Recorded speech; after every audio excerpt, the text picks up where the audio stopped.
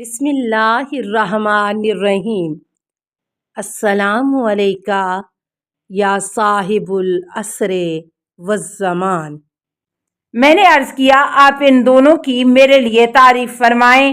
امام علیہ السلام نے فرمایا اسلام خدا کی وحدانیت کی شہادت اور رسول خدا صلی اللہ علیہ وسلم کی تصدیق کرتا ہے اور اس کے باعث خون بہانے سے محفوظ ہو جاتے ہیں۔ ازواج و میراث کے احکام لاگو ہوتے ہیں اور لوگوں کا گروہ ان کے ظاہر کے مطابق سلوک کرے، لیکن ایمان ہدایت ہے۔ پس ایمان اسلام سے ایک درجہ بالا تر ہے۔ ایمان ظاہر میں شریک اسلام ہے، لیکن اسلام باطن میں شریک ایمان نہیں ہے، اگرچہ دونوں گفتار اور صفت میں اکٹھے ہیں۔ اگرچہ شہادتین کا اقرار اور توحید و رسالت کی تصدیق دونوں کی شرائط میں سے ہے۔ سفیان بن سمت کہتے ہیں کہ کسی مرد نے امام جعفر صادق علیہ السلام سے ایمان اور اسلام کے درمیان فرق کے بارے میں سوال کیا۔ امام علیہ السلام نے اسے کوئی جواب نہ دیا۔ اس نے دوسری مرتبہ سوال کیا، امام علیہ السلام نے پھر بھی کوئی جواب نہ دیا۔ وہ شخص سفر پر جا رہا تھا کہ راستے میں امام اور اس شخص کی ملاقات ہو گئی۔ امام علیہ السلام نے اسے فرمایا یوں لگ رہا ہے جیسے سفر پر جا رہے ہو۔ اس نے کہا جی ہاں ایسا ہی ہے۔ امام علیہ السلام نے فرمایا گھر میں مجھ سے ملاقات کرو۔ وہ امام علیہ السلام سے ملاقات کرنے کی غرض سے ان کے گھر گیا اور وہاں پر امام سے ایمان و اسلام اور ان دونوں کے درمیان فرق کے بارے میں سوال کیا۔ امام علیہ السلام نے فرمایا اسلام وہی ظاہر ہے کہ جس پر لوگ ہیں، یعنی وحدانیت خدا اور رسالت محمدی صلی اللہ علیہ وسلم کی شہادت و گواہی، شہادتین کا جاری کرنا، نماز قائم کرنا، زکوٰۃ دینا، خانہ خدا کا حج کرنا، ماہ مبارک رمضان میں روزے رکھنا، یہ اسلام ہے۔ اس کے بعد امام علیہ السلام نے فرمایا ایمان اس امر کی شناخت کرتا ہے، یعنی اہل بیت علیہ السلام گزشتہ مطالب کے علاوہ، پس اگر ان مطالب کا اقرار کرے لیکن اس امر کو نہ پہچانے مسلمان ہے، لیکن وہ حق سے گمراہ ہے۔ الکافی جلد 2 صفحہ 24، بحار الانوار جلد 65 صفحہ 249، حدیث 6۔ توضیح: گویا حضرت علیہ السلام کا تاخیر سے جواب دینا تقیہ اور مصلحت کی وجہ سے تھا۔ ابو صالح کنانی کہتے ہیں کہ میں نے حضرت امام جعفر صادق علیہ السلام کی خدمت میں عرض کیا کون برتر ہے، اسلام یا ایمان؟ کیونکہ ہمارے پاس رہنے والے لوگ یہ کہتے ہیں کہ اسلام ایمان سے برتر ہے۔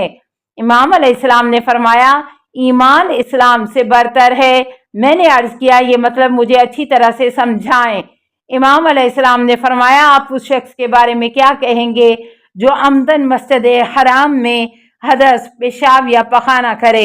میں نے عرض کیا میں اس شخص کی سخت پٹائی کروں گا۔ امام علیہ السلام نے فرمایا آپ نے درست کہا ہے۔ پھر فرمایا جو شخص خانہ کعبہ میں جان بوجھ کر حدث، پیشاب و پخانہ کرے اس کے بارے میں کیا کہو گے؟ میں نے عرض کیا اسے قتل کرنا ضروری ہے۔ امام علیہ السلام نے فرمایا آپ نے درست کہا ہے، کیا تم سمجھ نہیں رہے ہو کہ خانہ کعبہ کی فضیلت مسجد حرام سے زیادہ ہے اور کعبہ مسجد کی شریک ہے، لیکن مسجد کعبہ کے ساتھ شریک نہیں ہے، کیونکہ جو سزا توہین کعبہ کی ہے مسجد کی نہیں۔ ایمان اسلام کے ساتھ ہے، لیکن اسلام ایمان کے ساتھ شریک نہیں ہے۔ اصول کافی زوات 3 صفحہ 41، حدیث 4۔ کیا ایمان کے درجات اور مراتب ہیں؟ ابو عمر زبیری کہتا ہے کہ میں نے حضرت امام جعفر صادق علیہ السلام کی خدمت میں عرض کیا کیا ایمان کے درجات و مراتب ہیں اور ان کی وجہ سے مومنین خداوند کے نزدیک مختلف مقامات کے حامل ہیں؟ امام علیہ السلام نے فرمایا ہاں۔ میں نے عرض کیا خدا ان پر رحم کرے، وہ بیان فرمائیں تاکہ میں بھی سمجھ سکوں۔ امام علیہ السلام نے فرمایا خداوند متعال نے مومنین کے درمیان مقابلہ اور سابقہ رکھا ہے، جس طرح سے انسان گھوڑوں کے درمیان رکھتے ہیں، پھر انہیں اس مقابلے کی بنیاد پر درجہ دیا ہے، یعنی جو کوئی بہتر طور پر اس کی طرف جاتا ہے اسے درجہ اور منزلت دی ہے۔ وہ ہر شخص کو اس کی سبقت کے حساب سے منزلت اور درجہ دیتا ہے۔ وہ نہ اس کا حق کم کرتا ہے اور نہ ہی پیچھے وہ جانے والے کو مقدم کرتا ہے اور نہ کسی مفضول کو فاضل پر برتری دیتا ہے۔ اسی مطلب کی بنیاد پر وہ لوگ جو ابتدائی امت میں سے تھے وہ ان افراد کے ساتھ کہ جو اسلامی امہ کے آخر میں ہیں آپس میں ایک دوسرے پر فوقیت و برتری حاصل کرتے ہیں۔ اگر ان لوگوں کے لیے کہ جو ایمان میں مقدم ہیں ان لوگوں پر کوئی فضیلت نہ ہو جو پیچھے رہ گئے ہیں، اس صورت میں وہ لوگ کہ جو اس امت میں آخر میں ہیں ان لوگوں کے برابر ہوں گے جو اول میں ہیں۔ ہاں اگر ایمان میں مقدم ہونے والے کو اس پر ایسی فضیلت نہ ہو جو ایمان میں پیچھے ہیں تو عقب افتادہ لوگ مقدم ہو جائیں گے۔ لیکن خداوند متعال نے یوں مقرر کیا ہے کہ اولین مقدم ہوں اور ایمان میں تاخیر اور کوتاہی کرنے کی صورت آخرین مؤخر ہوں، کیونکہ ہم دیکھتے ہیں کہ امت اسلامیہ کے آخرین میں مومنین کی ایک تعداد کہ جو عمل میں اولین سے بہتر ہیں اور نماز روزہ حج زکوٰۃ جہاد اور انفاق کرنے کے اعتبار سے بہت آگے ہیں۔ بحار الانوار جلد 71 صفحہ 27 حدیث 6۔ کیا کفر و ایمان کے درمیان کوئی مرتبہ ہے؟ نمبر 1، زندیق نے کہا کہ کیا کفر اور ایمان کے درمیان کوئی مرتبہ ہے؟ امام علیہ السلام نے فرمایا نہیں۔ زندیق نے کہا ایمان کیا ہے اور کفر کیا ہے؟ حضرت علیہ السلام نے فرمایا ایمان وہ ہے کہ تم عظمت خدا کے بارے میں خدا سے مخفی اور پنہاں امور میں اس کی تصدیق کرو، جیسے آشکار امور کی تصدیق کہ جو اس نے مشاہدہ کیے ہیں، اور کفر یعنی انکار اور نہ ماننا۔ بحار الانوار جلد 10 صفحہ 184۔ نمبر 2، حارث کہتے ہیں کہ میں نے حضرت امام جعفر صادق علیہ السلام سے سوال کیا کیا کفر اور ایمان کے درمیان کوئی مرتبہ ہے؟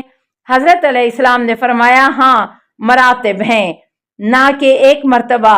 اگر کوئی ان مراتب میں سے کسی چیز کا انکار کرے تو خداوند اسے منہ کے بل آتش میں ڈالے گا۔ ان دو کے درمیان جو مراتب ہیں وہ مندرجہ عبارتیں اور آیات ہیں۔ وآخرون مرجعون لأمر اللہ، اور کچھ ایسے بھی ہیں کہ جنہیں حکم خدا کی امید پر چھوڑ دیا گیا ہے اور ان کا کام خدا سے مربوط ہے۔ ان دونوں کے درمیان میں المستضعفون مستضعفین، اور ان دونوں کے درمیان وآخرون تعرفوا بذنوبہم خالطوا عملا صالحا وآخر سیئا، ایک دوسرے گروہ نے اچھے اور برے کاموں کو باہم ملایا ہے اور ان کے درمیان خداوند کا فرمان ہے۔ وعلی الاعراف رجال، اور اعراف پر کچھ لوگ ہوں گے۔ تفسیر عیاشی جلد 2 بحار الانوار جلد 69 صفحہ 16 حدیث 32۔ سب سے چھوٹی چیز کہ جس کی وجہ سے انسان کافر ہو جاتا ہے کیا ہے؟ نمبر 1، حلبی کہتے ہیں کہ میں نے حضرت امام جعفر صادق علیہ السلام کی خدمت میں عرض کیا سب سے چھوٹی چیز کون سی ہے کہ جس سے انسان کافر ہو جاتا ہے؟ امام علیہ السلام نے فرمایا یہ ہے کہ انسان ایک بدعت قائم کرے اور اسے اپنی محبت و دوستی معیاروں ملا قرار دے، اور جو کوئی اس کی مخالفت کرے اسے نفرت اور دوری کا اظہار کرے۔ معنی الاخبار صفحہ 393، بحار الانوار ضاد 69 صفحہ 220 حدیث 5۔ نمبر 2، برید اجلی کہتے ہیں کہ میں نے حضرت امام جعفر صادق علیہ السلام سے سوال کیا کہ سب سے چھوٹی چیز کون سی ہے کہ جس کی وجہ سے انسان کافر ہو جاتا ہے؟ امام علیہ السلام نے زمین سے ریت کا ذرہ اٹھایا اور فرمایا تم کہتے ہو کہ یہ ریت کا ذرہ ایٹم ہے، جو اس کی مخالفت کرے گا اس سے برات اور دوری اختیار کرے اور اپنے مخالف سے اس دوری کو اپنا دین قرار دے اور اس کے وسیلے سے خدا کا تقرب حاصل کرے، یہ شخص ناسبی ہے اور اس نے خدا سے شرک کیا ہے بغیر اس کے کہ اسے معلوم ہو کہ وہ کافر ہوا ہے۔ معنی الاخبار صفحہ 393، بہار الانوار 69، صفحہ 230، حدیث 6۔ کون سا عمل بہتر اور کون سا گناہ بڑا ہے؟ محمد بن سامہ کہتے ہیں کہ ہمارے اصحاب میں سے ایک نے حضرت امام جعفر صادق علیہ السلام سے سوال کیا، مجھے یہ بتائیں کہ کون سا عمل بہتر ہے؟ امام علیہ السلام نے فرمایا توحید پروردگار۔ اس نے پھر سوال کیا کون سا گناہ بڑا ہے؟ امام علیہ السلام نے فرمایا خداوند کو مخلوق سے تشبیہ دینا۔ بہار الانوار زوات 3، صفحہ 8، حدیث 18۔